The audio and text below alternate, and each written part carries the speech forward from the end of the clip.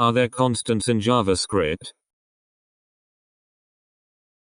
Is there a way to use constants in JavaScript? If not, what's the common practice for specifying variables that are used as constants?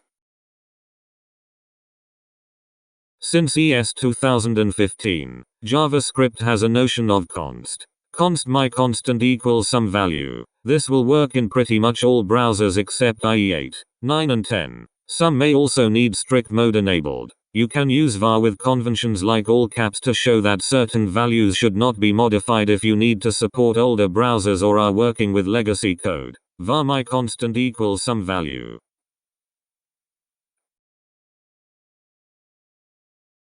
Thanks for watching. Subscribe to learn JavaScript. We have a number of awesome tutorials in the works.